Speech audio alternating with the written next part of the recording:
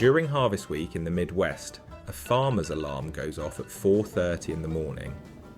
But it doesn't really need to, because most of them are already awake. There's a window, sometimes just a few weeks long, where the corn and soybeans are ready and the weather is cooperating. And if you miss that window, you could lose a year's worth of income sitting in the field. So sleep becomes a suggestion. 4 to 6 hours if you're lucky. And everything else in your life gets put on pause. That includes showering, that includes laundry, that includes pretty much anything that doesn't directly involve getting grain out of the ground and into the bin.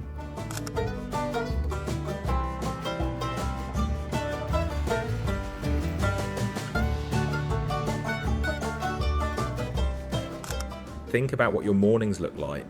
Coffee, maybe a shower, scroll through your phone for a few minutes. Now imagine replacing all of that with a walk out to the machine shed in the dark.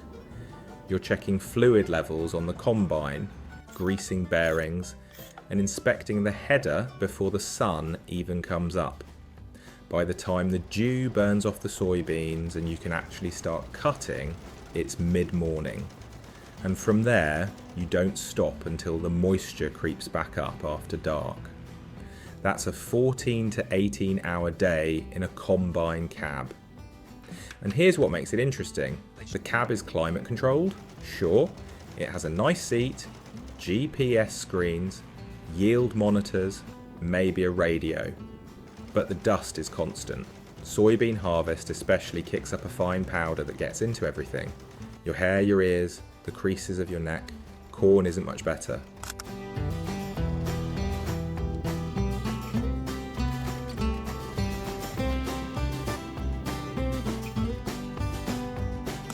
After a full day, your clothes are stiff with dust and grain residue, your boots are caked in mud from walking the fields, and you smell like diesel and dry earth and about 8 hours of sweat. So when do you shower? Honestly, some farmers don't. Not properly anyway. You get back to the house at 10 or 11 at night and you've got to be back out there by 5. That leaves just enough time to eat whatever your wife or family left for you, kick your boots off in the mudroom and collapse.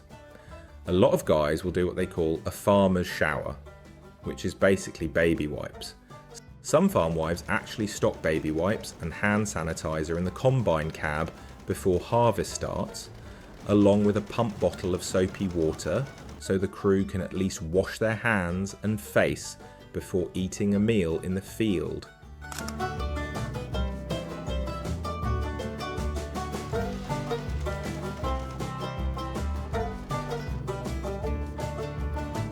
The mudroom becomes the most important room in the house during harvest. That's where the dirty boots land, where the coveralls get peeled off, where the line between the filth of the field and the life inside gets drawn. In a lot of Midwest farm homes, there's an unspoken rule. You do not walk past the mudroom in your field clothes. You strip down right there. Sometimes the mudroom has a utility sink, sometimes there's an outdoor hose, but the idea is the same: keep the harvest grime contained.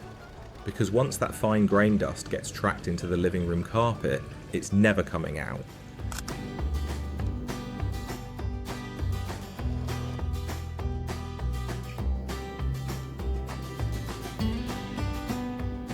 Now, laundry during harvest is its own kind of chaos. Farm wives talk about this constantly, and for good reason. The clothes that come off a farmer at the end of a harvest day aren't just dirty, they're saturated. Diesel fuel, grease, sweat, crop dust, sometimes hydraulic fluid from a blown line. You can't just throw those in with the regular towels.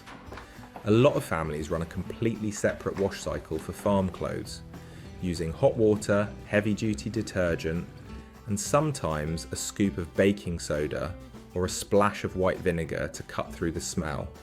Some add borax, some use washing soda, everyone's got their own recipe, and everyone swears theirs is the only one that actually works.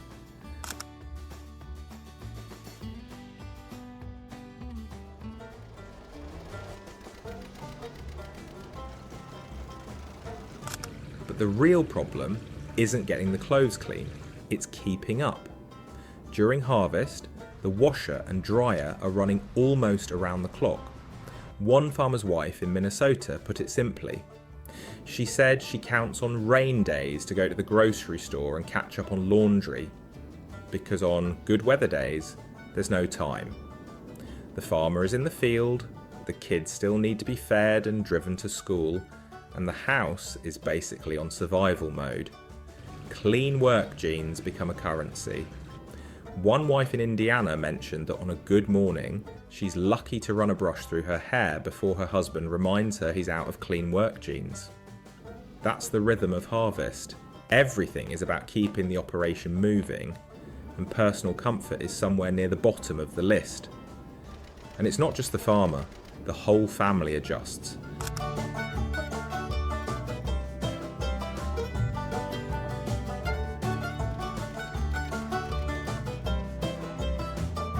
Birthdays get celebrated on tailgates in the field. Weddings get missed. Social calendars go completely dark. One Mississippi farmer talked about cutting soybeans until 2:30 in the morning because they were racing a hurricane.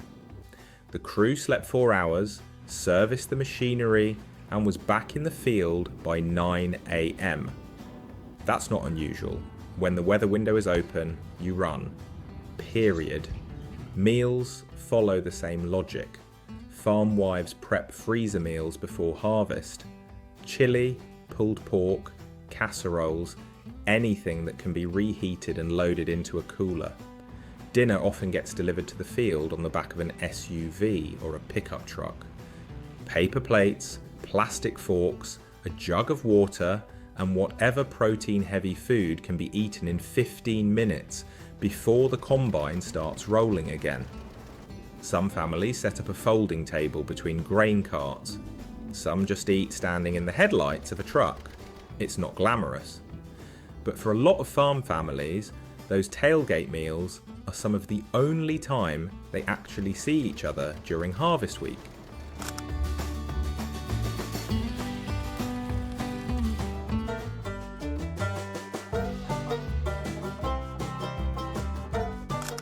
So what does a farmer actually look forward to? Rain. Seriously. A rainy day during harvest is the great equaliser. The fields are too wet to cut, the combines sit idle, and suddenly there's time. Time to take a real shower, the kind where you stand under the hot water for 10 minutes and actually feel human again. Time to do 3 loads of laundry and maybe even fold them. Time to sit at the kitchen table for a meal instead of eating off a paper plate in a dusty cab. Some farmers use rain days to catch up on equipment maintenance, but a lot of them sleep. They'll sleep 12 hours on a rain day and wake up still tired.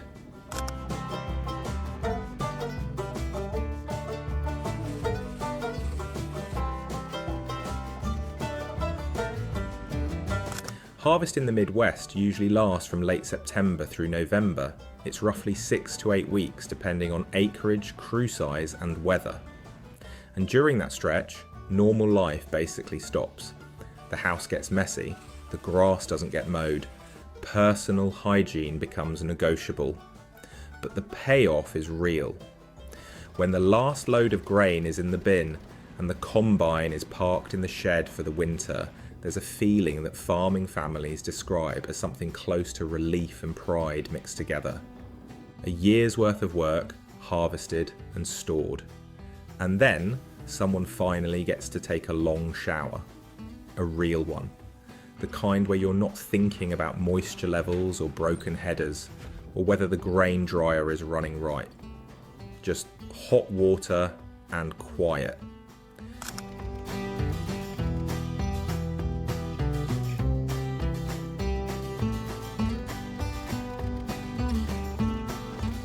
That might be the best part of the whole season. If you grew up around farming or know someone who lives this life every fall, drop a comment.